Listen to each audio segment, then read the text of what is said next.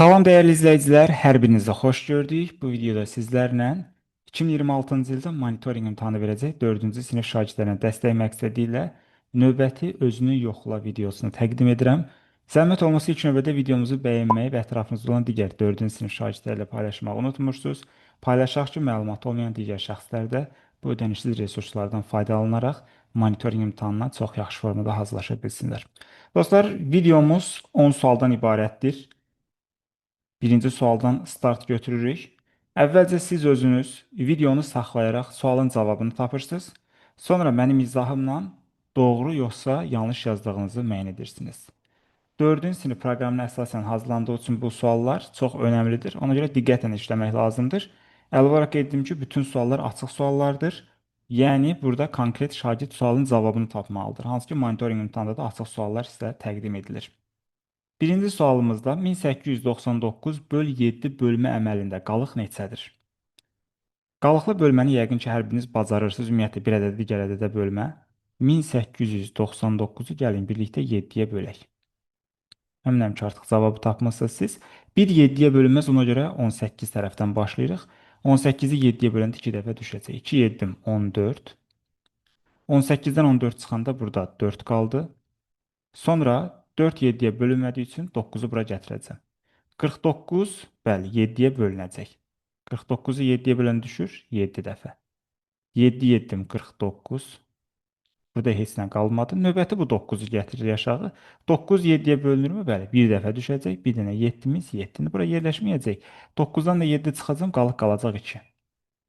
Bizdən də qalıq soruşulur. Yəni də yekun cavab olacaq 2. Məsələn, bizdən qisməti soruşsaydı, natamam qismət 271 olardı. Amma qalıq soruşduğu üçün doğru cavab 2 olacaq. Sual 2. Yaş məsələsi. İmtahanda da sizə yaş məsələsi düşəcək. Ona görə yaş məsələlərinə də xüsusi diqqət ayırırıq. Ata oğlundan 24 yaş böyükdür. 4 il sonra oğlun 12 yaşı olacaq. Atanın hazırki yaşını tapın. 4 il sonra oğlun 12 yaşı olacaqsa, hal-hazırda oğlun neçə yaşı var? Oğlun yaşına bir O hərfi desəm, 12-dən 4 çıxaram, qalar 8. Yəni oğlanın hal-hazırda 8 yaşı var ki, 4 il sonra onun yaşı 4 artaraq 12 olacaq. Sonra bizə qeyd edir ki, ilk cümlədə ata oğlundan 24 yaş böyükdür. Yəni 8 oğlanın yaşıdır hal-hazırda. Ata da bundan 24 yaş böyükdürsə oğuldan 8-in üzərinə 24 gələcəm, edəcək 32. Deməli, atanın hazırki yaşı 32-yə bərabərdir. Üçüncü sual. Tənliyi həll edin. Bölünən, bölən, qismət. Sadə nümunə verirəm. Məsələn, x bölək 2 bərabərdir 3. Burada x-i tapmaq üçün nə etmək lazımdır? Yəni, nəyi 2-yə böləndə 3 düşər? Hamınız deyəcəksiniz ki, 6. Bəli, bəs bu 6 necə alırıq? 2-ni 3-ə vurmaqla. Yəni, məhsul bölünəni tapmaq üçün bölənlə qismət bir-birinə vurulmalıdır. İndi biz burada x çıxılsın 5-i tapmaq üçün, bunu hələ ki, mötərəzdə də göstərə bilərəm, 20-ni 4-ə vurmağımız lazımdır. Buradan da x çıxılsın 5 ifadəsi bərabərdir. 20-ni 4-ə vuranda edəcək 80. X də bərabərdir. Nədən 5 çıxsam 80 qalar? Əlbəttə ki, 85-dən. Yəni 80 ilə 5-i toplayacam, olacaq 85. Deməli, tənliyimizin kökü 85-dir. Cavabı tapandan sonra yerinə yazıb yoxlaya da bilərsiniz. 85-dən 5 çıxanda 80 qalır, 4-ə böləndə 20 düşür. Demək ki, doğru yazmışıq. Dördüncü sual. 4358 ədədini yüzlüklərə qədər yuvarlaqlaşdırın. Alınan ədədin yarısını tapın. Ədədimizi təkrar olaraq yazıram. 4358.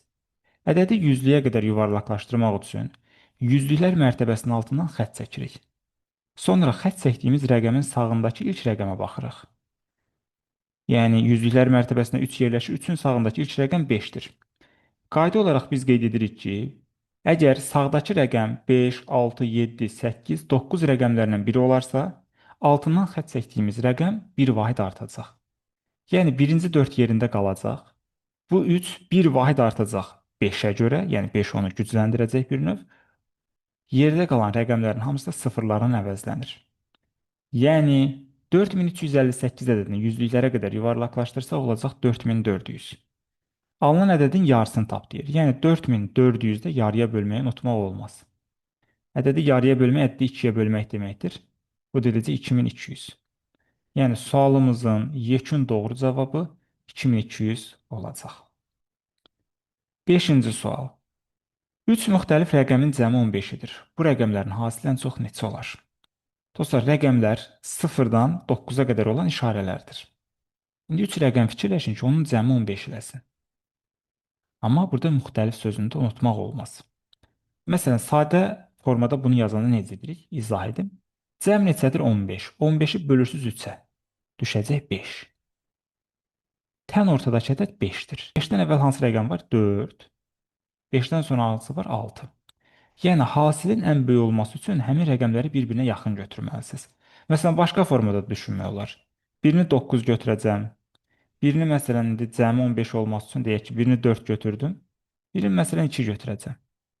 Bütün rəqəmləri fikirləşə bilərsiniz başqalarını. Görəcəksiniz ki, hasil orada kiçik qiymətlər alır. Amma 4, 5, 6 bir-birinə nə qədər yaxın olarsa, bir o qədər böyük olacaq. Deməli, hasil ən çox neçə olar? 4-ü 5-ə vuracam 20, 20-ni də 6-ya vuranda 120 olacaq. Düzgün cavabımız 120-dir. Sual səviyyə olaraq asan sual deyil, kifayət qədər maraqlı sualdır. Düz tapan şagirdlərə əhsən. Sual 6. 24568 ədədində 5 rəqəminin mərtəbə qiymətindən 6 rəqəminin mərtəbə vahidini çıxın. 5 rəqəmi yüzlüklər mərtəbəsinə yerləşir. Bunun mərtəbə qiymətini tapmaq üçün 5-i vurmaq lazımdır 100-ə.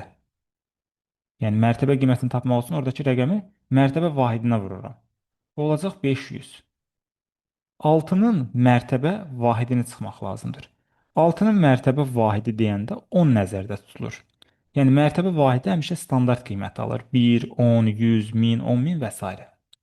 Deməli, 6-nın da mərtəbə vahidi nə olacaq? 10 olacaq. 5000-dən 10-u çıxmaq lazımdır. Bu da 490 edəcək. İmtahanda düşən suallardan biri mərtəbə qiyməti, mərtəbə vahidi, bax bunlardan olur həmişə. Ona görə mərtəbə qiyməti və mərtəbə vahidini də mükəmməl formada qarışdırmadan anlamağımız lazımdır. 7-ci sual. Ambarda 24 min ədəd nar var idi. Bu narların 5-də 2 hissəsi satıldı. Neçə ədəd nar qaldı? 24 minin 5-də 2 hissəsini gəlin əvvəlcə müəyyən edək. Bunu tapmaq üçün 24 mini 5-ə böləcəm, vuracam 2-yə. Görək nə qədər nar satılıbdır. 24 mini 5 yerə bölsəm 4800 düşər. Alınan cavabı 2-yə vursam olacaq 9600. Yəni 9600 ədəd nar satılıbdır. Amma bizə deyir neçə ədəd nar qaldı. Qalan narların sayını tapmaq üçün 24 mindən çıxmaq lazımdır satılan narları. Yəni 9600 ədədi. 24 mindən də 9600-ü çıxsam, qalacaq 14400. Deməli, sualımızın yekun doğru cavabı 14400-dür. Və yaxud ambarda 24 min ədəd nar var idi. Bunun 5-də 2 hissəsi satılıbsa, 5-də 3 hissəsi qalıbdır mənasına gəlir. Yəni, birbaşa 5-ə bölüb 3-ə vuraraq da cavabı tapa bilərdiniz. Fərq etməz. Sual 8. A böyükdür 4329 müqayisəsində. A-nın yerinə yazıla biləcək rəqəmləri fərqli ən kiçik cüt ədədi tapın. A 4329-dan böyükdürsə, məsələn, ilk ədəd ola bilər 4330. Amma rəqəmləri fərqli deyir. 2 dənə 3 olduğu üçün 4331, 32, 39-a qədər heç bir ədəd uyğun gəlməyəcək. 4340 yazanda da 2 dənə 4 yaranır. Eyni qayda üzrə 41, 42 və s. onlarda da bu qayda ödənilməyəcək. Amma A-nın yerinə 4350 yazsam, bəli, bu şərt ödəniləcək. Yəni 4350 ədədi 4329-dan böyükdür. Rəqəmləri fərqlidir və cütdür. Axırı sıfırla bitən ədədlər də cüt olur bildiyimiz kimi. Həmin bu ədədi tapmağımız lazım idi. Bəli, doğru cavab 4350 olacaq. 9-cu sual, cavabı santimetrlə ifadə edin. 4 kilometr üstə gələk 2400 metr. 4 kilometrimiz 4000 metrdir. Üzərinə gəl 2400 metr. Bunları toplasam, edəcək 6400 metr. Hər metrimiz 100 santimetrdir. Məsələn, 2 metrimiz 200 santimetrdir, 5 metrimiz 500 santimetrdir. Biz bunu necə alırıq? 100-ə vurmaqla. Yəni metri santimetrə çevirmək üçün onu 100-ə vurmaq lazımdır. 6400-də 100-ə vuracağıq indi burada. 100-ə vurma nədir? Ədədin sonuna 2 dənə 0 yazmaq deməkdir. Yəni 6400-ün arxasına əlavə 2 dənə də 0 yazmaq lazımdır. Yekun cavabımız 640 min olacaq. Yəni cavabı santimetrlə ifadə etsək 640 min santimetr düzgün cavabımızdır. Sual 10-a baxırıq. Divarın rənglənmiş hissəsinin sahəsini tapın. Deməli, belə bir divar verir bizə. Divarın ölçüləri bəllidir. 7 metr uzunluqda, 4 metr eni. Divarın ümumi sahəsi 7 vurulsun 4. Düzbucaqlı formasındadır axı. 28 kvadrat metrdir. Amma bunun içərisində bir dənə pəncərə var. Pəncərənin ölçüsü də 2-nin 1-ədir. Yəni 2 metr uzunluğudur. Daha doğrusu hündürlük deyək. 1 metrdir eni. 2-ni 1-ə vuranda olur 2. Bu divara aid deyil. Yəni rənglənən hissə deyil artıq. 28-dən 2 çıxacaq, qalacaq 26 kvadrat metr. Yəni doğru cavabımız 26 kvadrat metr olacaq. Belə dəyərli dostlar, bununla da 10 suallıq izahımız yekunlaşdı. Şərh bölməsində neçə düzünüz olduğunu yaza bilərsiniz. Əlavə olaraq ekranda sağ tərəfdə bizim test toplularımızı görürsünüz. Əgər həmin test toplularını hələ də əldə etməmisinizsə, tövsiyə edirəm ki, monitorinq imtahanı üçün həmin test toplularını əldə edəsiniz. İçərisində olan bütün sualların video izahını çəkmişəm. Yəni alıb müstəqil formada imtahana hazırlaşa bilərsiniz və ya sinif olaraq götürə bilərsiniz. Bütün mövzular il ərzində keçirilən materiallar həm Azərbaycan dili, həm riyaziyyat üzrə detallı şəkildə kitabın içərisində yerləşdirilibdir. Bizim ödənişsiz resurslarımız videonun açıqlama bölməsində yerləşdiriləcək. Ödənişsiz kanalımız da var. Kanal linki də orada var. Əgər tapa bilməsəz, ekranda aşağı sağ tərəfdə bizim WhatsApp nömrəmizdə görürsünüz. 055 239 2041. Həmin nömrəyə yazaraq ödənişsiz kanalımıza qoşula bilərsiniz və yaxud da kitabı sifariş edə bilərsiniz. Sağ olun dəyərli izləyicilər, bir sonraki izahlarımızda görüşərik. Hələlik.